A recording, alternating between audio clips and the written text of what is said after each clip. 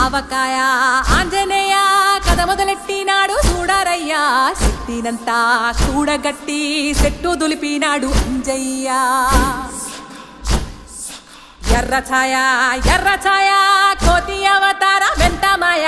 కత్తి సేత పట్టకుండా కాయ కోసినాడు కపిలయ్య